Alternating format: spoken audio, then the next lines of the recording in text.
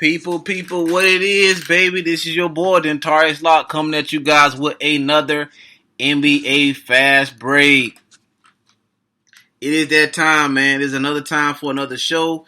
We got so much stuff we got to cover, man. We got the Lebron versus Giannis. We had LeBron and the Lakers against the 76ers this past weekend. Then they got them going against the Clippers coming up. This is about to be a brutal weekend for the Lakers. Then we also got the breaking news with the Brooklyn Nets firing their coach. So we got a lot of stuff to cover. And also we definitely got to talk about the 76ers. What's going on with all these injuries right now, man? Like, this is something that is super duper crazy. So we got a lot of stuff to cover. And then, like I said, it's going to be a great night tonight. Hope you all are doing well. Make sure you tune in. Like I said, first of all, make sure you guys are paying attention to all the IE Sports Radio. I do have the podcast tonight, and then I will be on another Southern Sports with Davis and Crooks tomorrow at later on in the day. So make sure you guys are ready for that. Now, the first thing I kind of want to talk about is Giannis versus LeBron. This game was already so hyped up. They played before. I really believe, if I'm not mistaken, Milwaukee blew them out. And Giannis had that, crown on his head, talk about that he's the king and blah, blah, blah, and all that other stuff. And it's funny because he said that, Milwaukee played incredible at home. They play incredible. They play incredible most places. But you can see how they built this team. They built this team around Giannis Antetokounmpo. Giannis is like their Shaq. Giannis is like their LeBron, basically. This team is not built like the Golden State Warriors are built with Steph, with the shooters, with the Splash Brothers, where with Draymond, the defensive mindset, then they had KD. They were built more so like the Lakers were built. The Magic. I'm sorry, not the Lakers now. The Lakers back when they had Kobe, rest in peace, and Shaq, Rick Fox, and all those players. This is how this Milwaukee team is built. Now, I don't know if they were looking ahead to this game because they struggled with a few games before this. They did struggle in Miami a couple of days before that. So I don't know if they were solely focused on this game, but this game was going to be huge. Already being the fact that what happened at the All-Star game. Everybody remembers the swat that Giannis did to LeBron. That stuck out to everybody. Everybody was talking about that. They talked about it on Undisputed. They were saying that how is he washed. They were talking about everything that Giannis did the first game they played. This game looked totally different. The question of the year, everybody is saying that the MVP is already given to Giannis and Antetokounmpo how they're playing with the record of 53-9 before this game ended to be 53-10. They have LeBron at second place, a lot of people. Mainly because he does have another All-Star on his team formerly from Chicago and AD, known as Anthony Davis. But yesterday, Giannis was 10 for 21. Field goal, 1 for 6 at the three-point line. Had 11 boards and he, finished with, his usual 30-some points. Guess who locked him up most of that game? Before I go there, we're going to talk about the players around him because before I go to who actually covered him, we're going to go to the players around that Milwaukee game. We're going to go to the fact that Chris Middleton wasn't playing that good. 2 for 10 from the three-point line. 5 for 19 field goal percentage. Eric Bledsoe was being Eric Bledsoe. He shows up every now and then. So, they're talking about, Giannis is the guy, which he is. Honestly, that information that you just got, the stat line, kind of gives more reasoning for Giannis to be in the running or to repeat as the MVP. But LeBron was outstanding yesterday. Now, most people think that I mean by defense. I'm sorry, not offense. Most people think I'm talking about by offense. No. He was outstanding on defense. He put the clamps on Giannis. Now, I'm not saying that he held him to nothing, but look at the stat line. And LeBron just thrived throughout that game. Throughout the whole game. Now, the thing about it is, now I know Brook Lopez did foul out, but you had other players come around and do their job. JaVale McGee finished with 11 rebounds. Usually when we say do their job, we're not talking about the scoring aspect.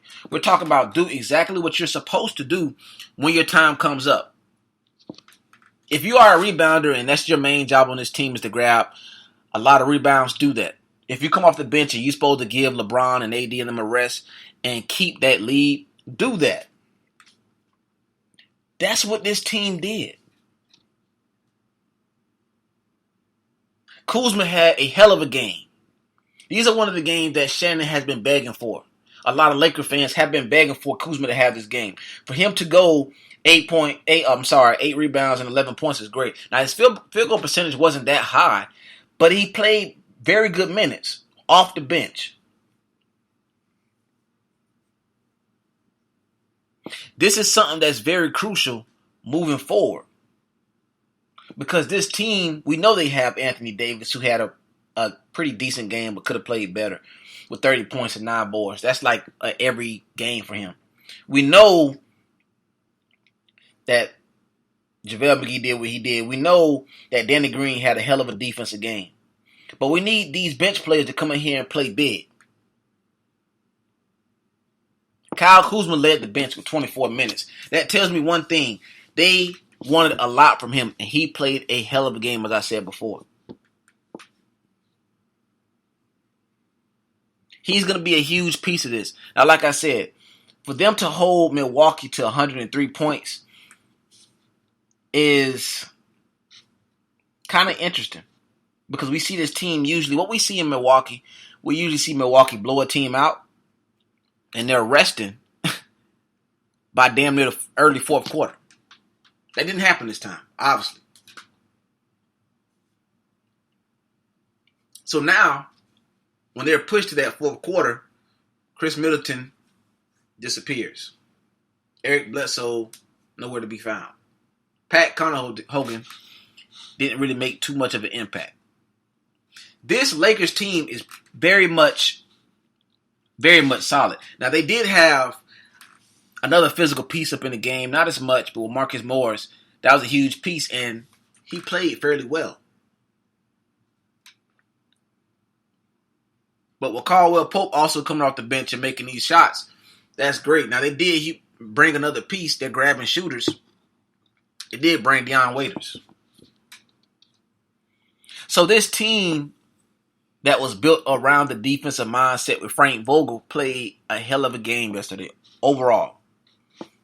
Like I said, they kept his Milwaukee, who thrived off of 3-point shooting, they kept them at a lower than 30%. Kept them at a 27% percentile. So that's huge. Because what you need is somebody to keep the clamps off of having Giannis do whatever he wants and then come around and get everybody else involved. That was great. That is what you need from those players. Because LeBron can do his job, but you need Danny Green to get involved. Rondo to get involved. Now, usually as fans, we like to see the glittering part. We like to see the numbers. We like to see them score points. We like them to see the dunks. But the little things that go overlooked is the steals. Those things are very important. So when we see a team that Danny Green have a couple steals or deflects of the ball, LeBron is covering Giannis like the glove, like Gary Payton back in the day, that speaks numbers. That speaks a lot of numbers. Now, we do see moving forward what they have coming up. I mean, this game isn't. This game has been talked about for a while. I've been hearing, watching a couple of my shows. They've been talking about this Lakers and Clippers game for a minute. This game is very important. Now, obviously, I mean, one team can technically be away, but they're both at the same court. This is going to be very interesting. So, like I said, I mean, they first started this week off playing against the actual 76ers. Now, and I'm going to use this to transition to the next part of this next topic. But we're going to stick to talking about the actual Lakers first, because they're kind of putting it together when it matters the most. They clinched the playoff spot, but against the 76ers, they look dominant. I mean, LeBron had his usual game. He had him a double-double, 14 assists, 22 points. AD, 13 rebounds, 37 points. Like, that's amazing. Even Avery Bradley got involved. So, but I go back to say that the game yesterday should let people know LeBron needs more attention when it comes to the MVP. Giannis, people think that Giannis have it wrapped up. I know they're 53-9, but look what LeBron is doing right now. 15th or 16th year and he's playing like this. This is unbelievable. So now, this is a chance for people to see how incredibly great he's playing. I know everybody's seen him jack that three-point shot from the logo. Now, he said in the interview, he said, well, I don't take shots that I don't practice. This seems damn near true. I mean, he took the shot, and it looked so simple for him. Only difference is, now the game is going on. This tells me that LeBron is, without question, no doubt in my mind, and there should be no doubt in anybody's mind, LeBron is still the best player in the league. Period. Point blank. Giannis is great. James Harden is great. They're playing outstanding. Their numbers are ridiculous. But LeBron is elite. He's doing this every single night. Every night he's going out there playing incredibly great. Now the thing is, people are not going to give him that attention because, oh, well, he has Anthony Davis. Anthony Davis is also an MVP candidate. Agree. This guy's amazing right now. You'd think that he was in his 20s the way he's playing. So right now, this is something that people need to not underestimate. I think people are overlooking this because the fact that he has a solid cast with him. People are looking at the fact that he has Anthony Davis. He has a great shooter in Danny Green. He has a somewhat a pretty good defensive player in Rajon Rondo. He has a great player come off the bench in Dwight Howard. People are looking at all that and they're thinking that they're underestimating the fact that what this guy's doing. LeBron should be MVP. There's no question. There's no question. The things that he's doing is amazing. Like I said, Giannis is playing great. But come on, man. LeBron is averaging 10 assists a game right now. 25 points. Almost 8 assists, 8 rebounds per game. What more can you ask for somebody who's 35. This team is put together very solid.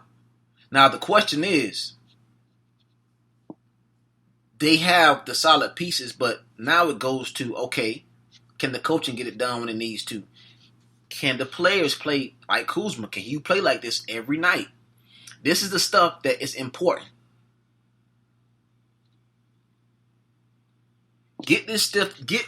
Play consistently like this, because basketball is not like football. There's not one game and done. There is a 7-game series. So you can go beat the Clippers one game, but you need to do it 4 times. It can be done. But the question is, how often can these players be consistent? How often can we get 10 points out of Kuzma, a solid amount of minutes? How often can we get a great game or a pretty great game for himself and Dwight Howard? This is questions that we need to have consistently answered, and we will find out during the playoffs. Now, this next game, the Clippers versus the Lakers.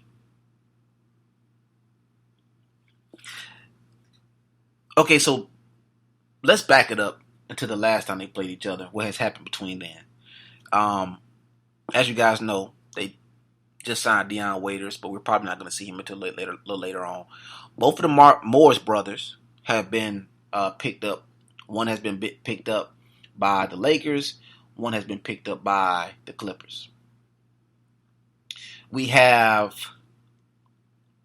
a solid few pieces from Reggie Jackson going over to the Clippers as well.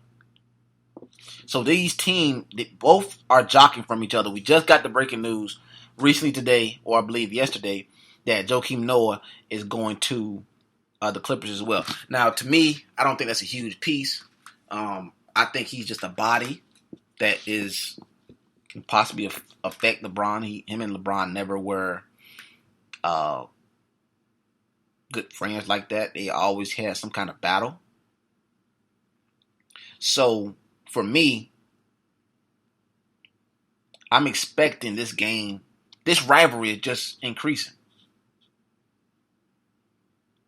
This rivalry is getting very huge right now. Because both are picking up pieces. That's all they're doing.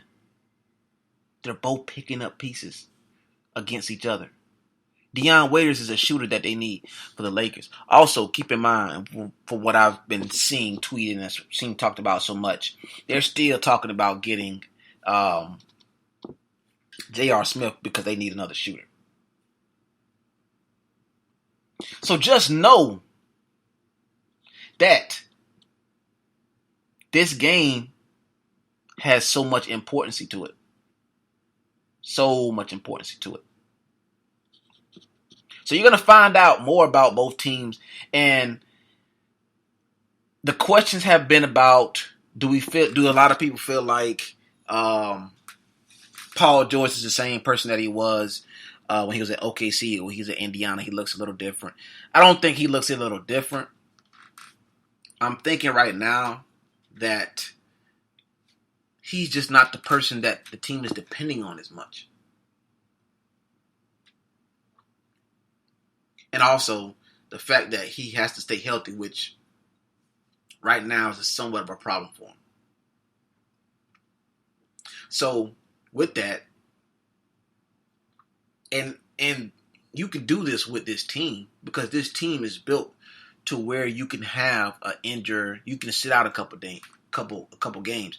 I mean, if you look at the people that they have, I mean, come on, they got Marquise Morris, and they got Kawhi Leonard, Montrezl Harrell, Zubac, Reggie Jackson, and Patrick Beverley, and Landry Shamet. So they are so built, they're so deep that a little tightness in the hamstring, they don't mind sitting out a couple games for that.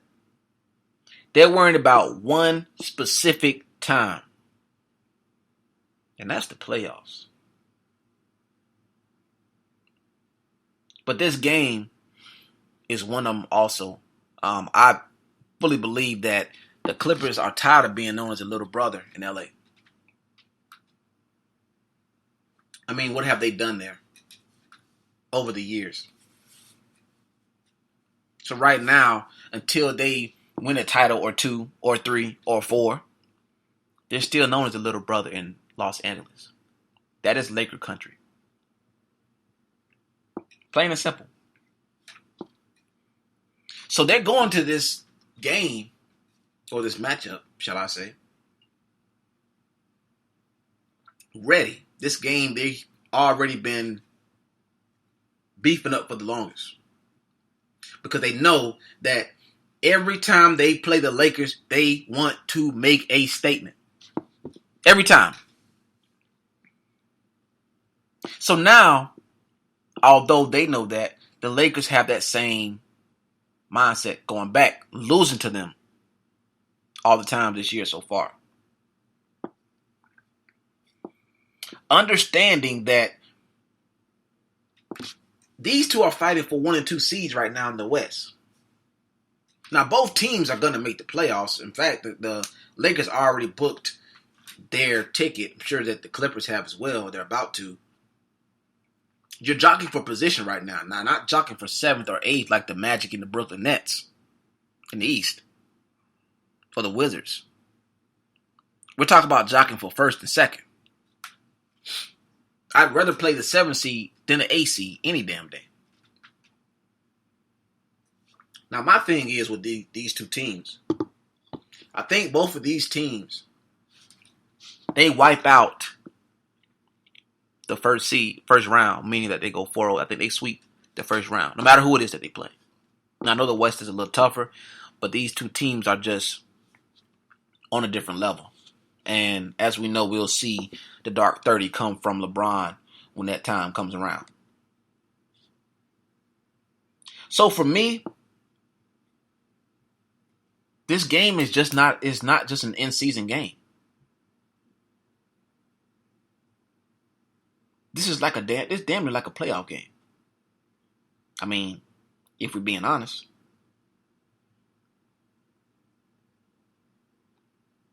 The reason why is because it has so much meaning to it. The Battle of LA and the number 1 seed. It's all on the line. All of it. The last time they played against each other, it was the fact that Kawhi Leonard or somebody in his camp or somebody around him believed that LeBron did not want to cover him.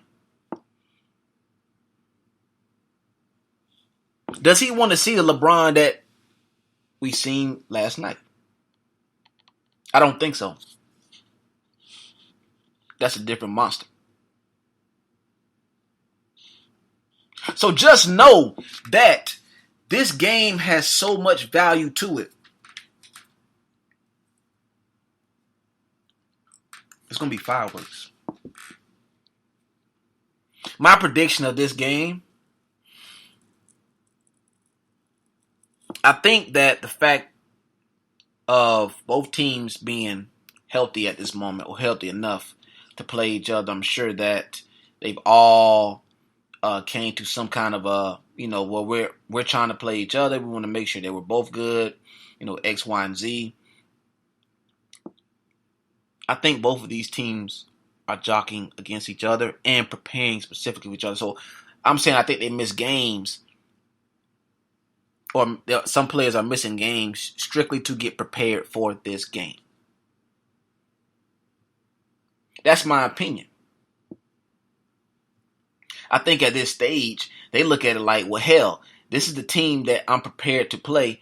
This is the team that we got to beat to get to the next round. So this is the one that I want to beat out of all of these other teams.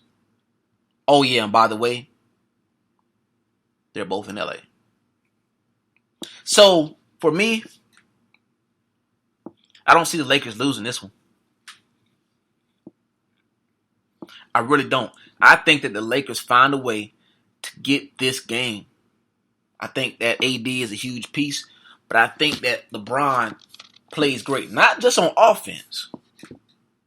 I think he plays great on defense. I think that picking up One of the Morrises, Markeith and Marcus, whichever one, can't say which one for sure right now, is on each.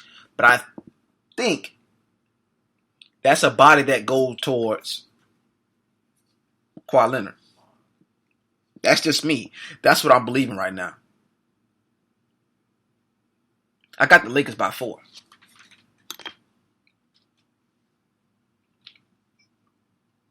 This is the game that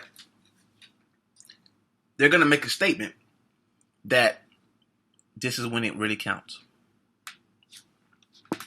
Expect this to be huge.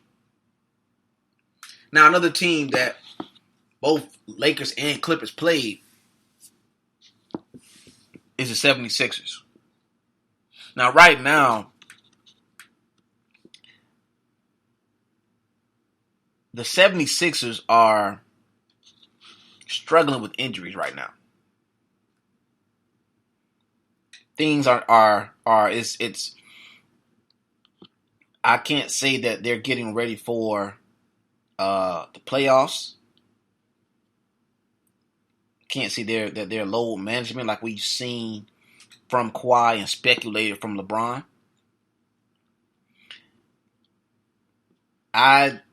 With Ben Simmons out and Joel Embiid, this team could be having some major issues moving forward.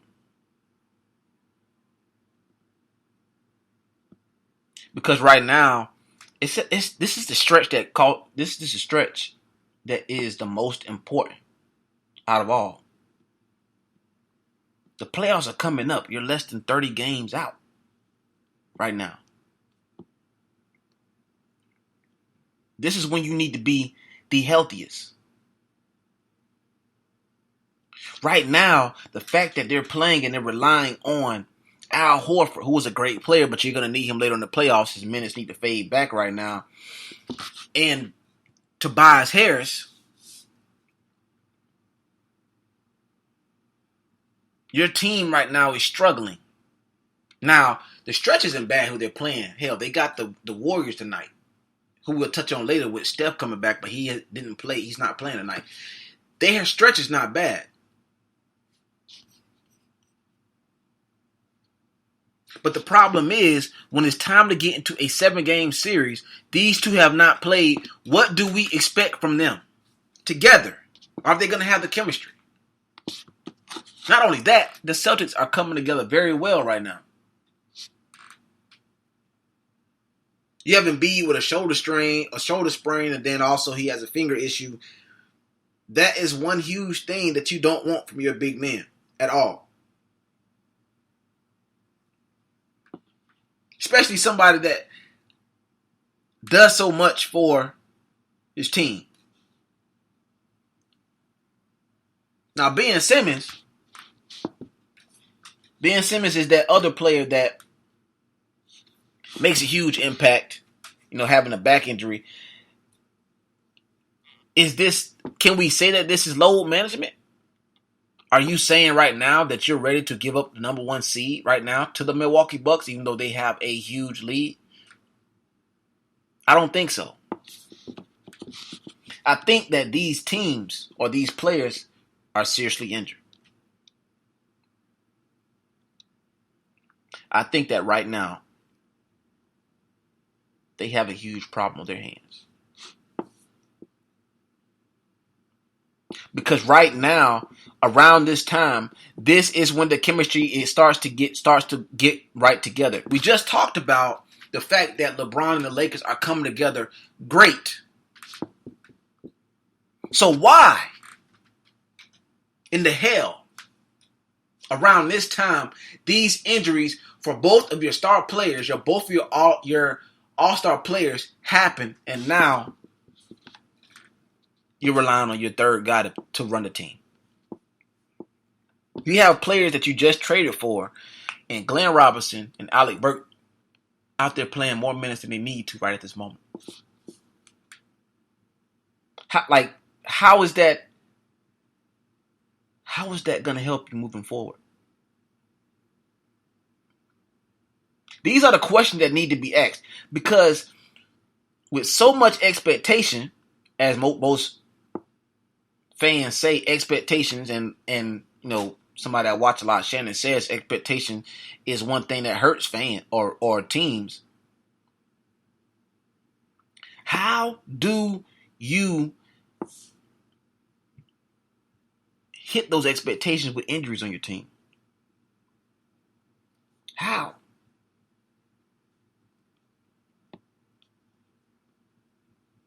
This is going to be huge. Because right now, if you don't have the players that you need down the stretch, jobs are at risk.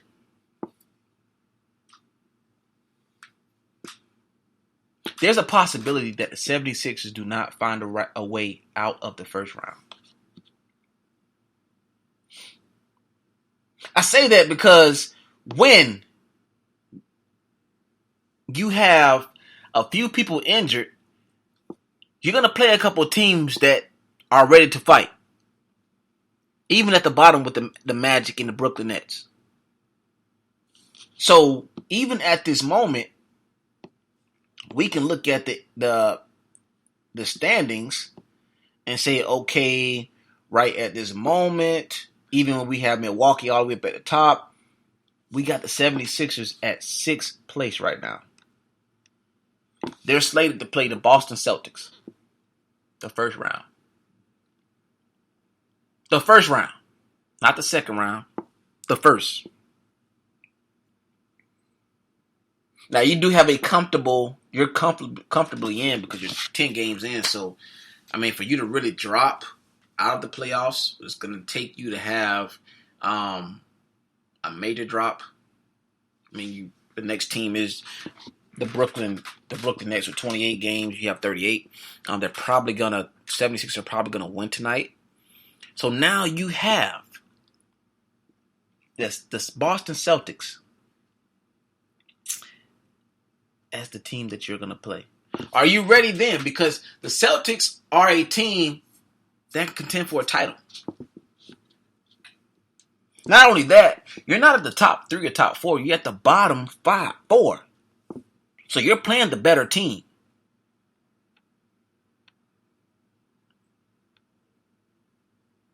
The coach has to get this right.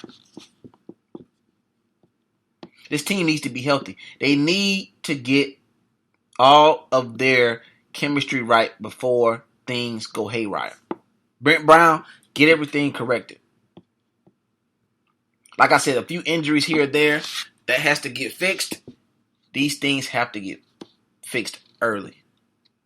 Because come playoff time, the Boston Celtics are not going to say, oh, well, hell, this team is hurt, so we're going to take it easy on them. We're going to give them a couple games. Or they're just not getting their chemistry, so let's take it easy on them. No way in hell they're going to do that.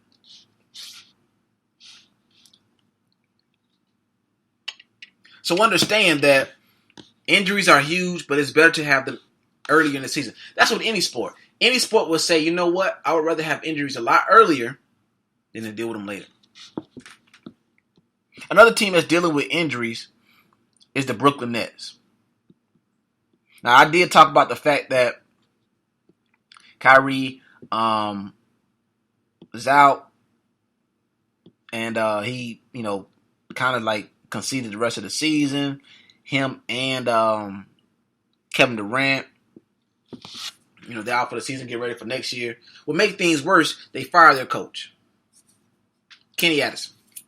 Or, I see if I can say his name correctly, Kenny Atkinson. You fire your coach, right? And you're making the playoffs at this moment. Not only are you making it, you are the 7th seed right now. So you're not just barely making it. You're damn near in there. So for me, I'm just trying to figure out what the hell are the Brooklyn Nets doing? What is Kyrie going to do? What was he thinking when this happened? What was the what is Kevin Durant thinking? Because right now, you have no coach. Now, this job to be the Brooklyn Nets coach looks very, very enticing. Looks very interesting. The reason why is because it's not just Kyrie and Kevin Durant that you have. You got Karis LeVert. You got Spencer Dinwiddie. You got Jared Allen. You got Taurean Prince, who can go high at any time. You got Joe Harris. You have a solid squad in Brooklyn. So what do? Who goes to this job? You have plenty options at the moment. This team looks very well put together. Being the fact that they're making the playoffs at this moment, who wouldn't want this job? You're 28 and 34 right now, without two of your main players. Now, I have been watching Brooklyn recently, and I do see that the minutes that they're giving Jared Allen moving forward has kind of decreased in the favor of DeAndre Jordan. I find that in question because I know how solid Jared Allen has been and been watching him. So the question is, what do you do moving forward with this team? Now, there's plenty of options out there. I mean, one name that is sticking out that should take a stab at it is Mark Jackson, because I believe he's a very solid coach. I believe there's plenty of things that he can do for that team. But are they waiting to get somebody that Kevin Durant wants? Are they waiting to get somebody that Kyrie wants? Is that a debate that they're having? Is that a conversation that they're having? A lot of these things are questions. Because at the end of the day, this is something that you really, really need to have a solid coach. It doesn't matter how solid your team is. This is the reason why I have so much respect for Miami Heat. Because even though LeBron was on that team with D-Wade, Eric Spoelstra is not a bad coach. He's actually pretty solid. So for me, I really think that having a very, very well coach or great coach or pretty solid coach is important. Because you can have all the talent. But if your coach can't get it done, then what happens? So for me, Mark Jackson has to consider this job.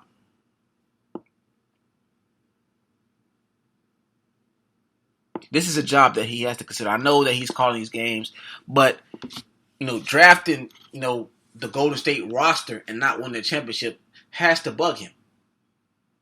It has to be bothering. So now you have the opportunity to actually prove that you are the guy for the job.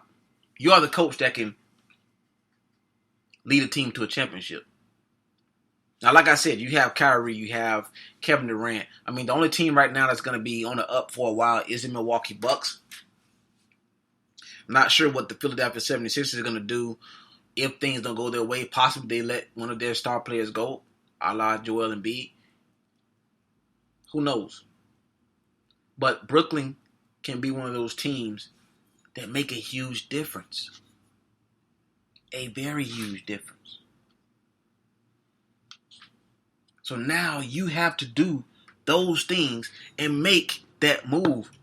That's the only way that Brooklyn makes a move forward. That's the only way.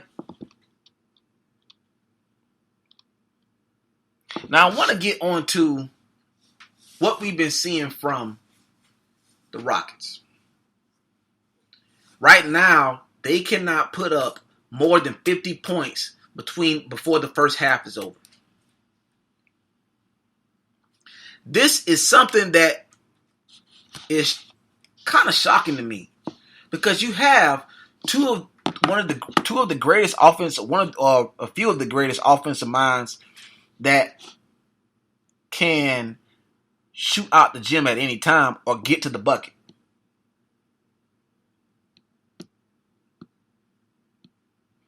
So what is going on with this team? Now they're playing very good defense, but they're not. Their field goal percentage does not look that high starting games out.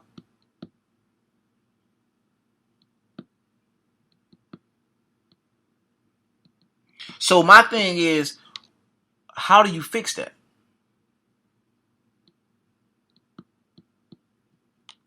Because even with the Rockets playing against the Clippers, I believe they were 3 for 13 at some point from the 3-point land. So what happens if, the quote, you live by the 3, you die by the 3. Are they going to really live and die by the 3? Is this where things are going to go? Because at the same time, if that is the case, this run of having Russ and James Harden on the same team is not going to last too long.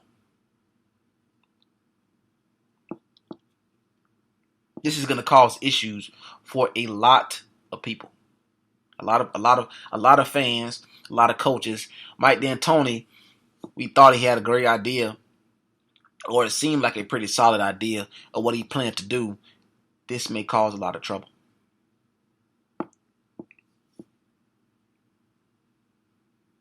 So now you have to look at the fact that this team could possibly be seeing their way out of the playoffs very fast.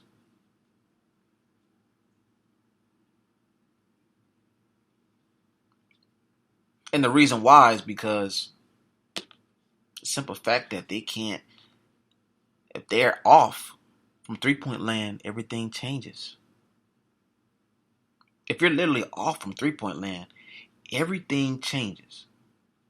If you can't make a shot, everything changes.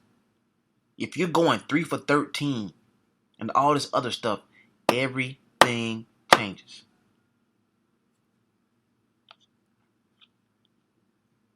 So if Russ is not having a good game and James Harden is the one that has to lead the way, but he can't make a shot, how far does this team go? That's one of the great things that we're going to figure out about this team moving forward.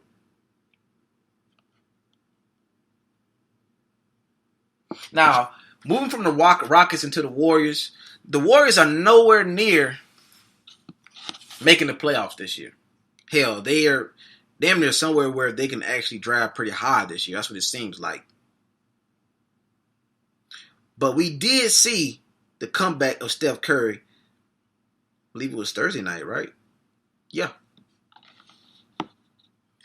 This team looked totally different with him. Now, they end up losing to the Raptors. But he's such an impact player that he made a big difference for this team. Now, he wasn't the Steph that we usually see. He didn't do exactly the things that we see him doing all the time, shooting 12 3-point shots and making 10. He made only 3 or 4 this time around, but he looked like he's getting in the groove. The team was united, totally different than what we've seen them for months.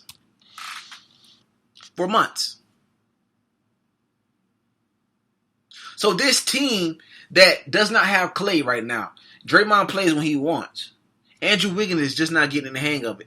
This team has the pieces to be back in the running in the West Conference next year. People think I'm crazy when I say that. Why? Because they always think about the fact that they had KD. But did we not remember what happened before KD? Don't they got the best record ever? At 73-9? When they have a couple championships. Steph Curry has 2 back-to-back MVPs.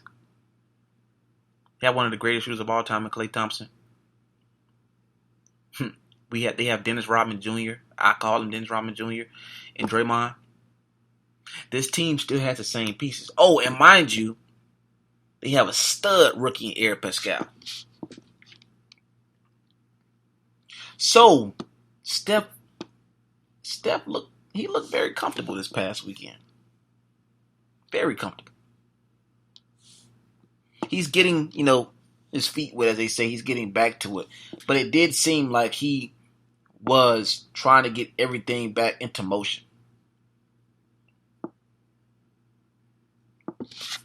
So expect for this team to be a lot better next year. Now, the question is, with them being as bad as they are going to make a run for a lottery pick. The question is, where do they end up picking at? Now, if they get a great pick, we might see them get another stud on this team.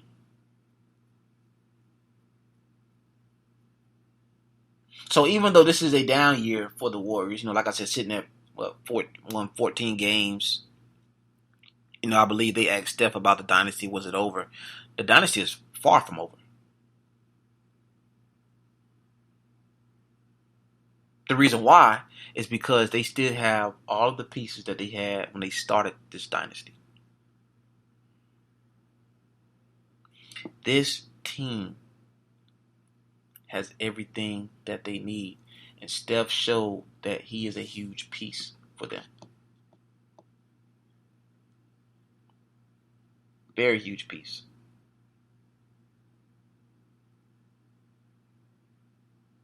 Now you're going to need, like I said, you're going to need Andrew Wiggins to actually get into the range of knowing what's going on with this team. Now, it's going to happen over time.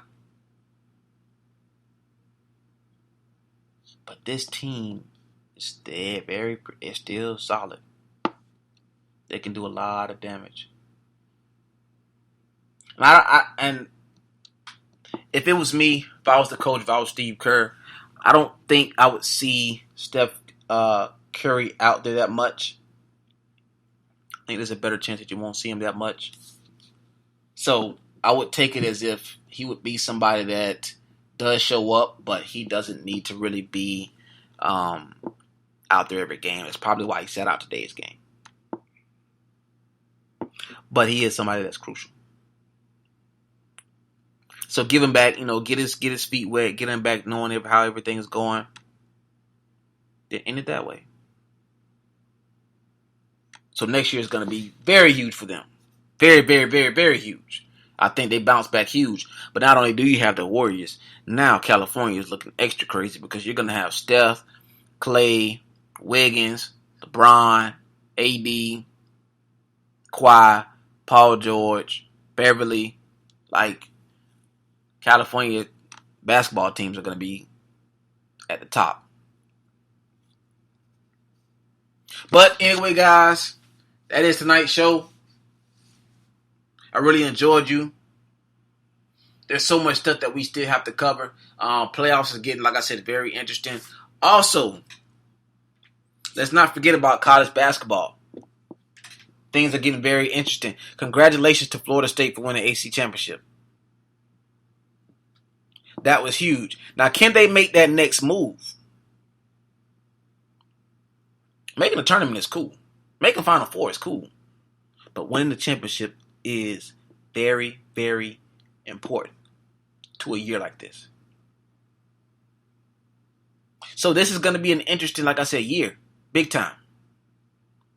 And let me go 2 hours south and talk about how the Gators lost a close one to Kentucky. Now, and I want to touch on this because this is something that I've been noticing for a while anyway. The Gators have not been the same since Billy Donovan left.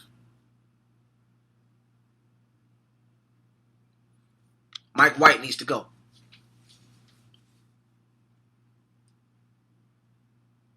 This is not the Florida basketball team that we're used to seeing, that are competing for a tournament opportunity for a championship every year. We don't see that with this team. He has solid recruits. He has a very good roster, but they're not doing anything. You lost to a Kentucky team who's not bad, but they're not the Kentucky team that we're used to seeing all the time. So like I said, it's going to get interesting. We're going to see a lot of things going on. Guys, like I said, make sure you guys definitely continue tuning in because things are going to get very interesting throughout this year. We're going to see a lot of things going on. So like I said, guys, make sure you tune in next Saturday. Also, make sure you come in and check out tomorrow's Davis and Crooks podcast. We will be on live tomorrow. We got a lot of stuff we got to cover.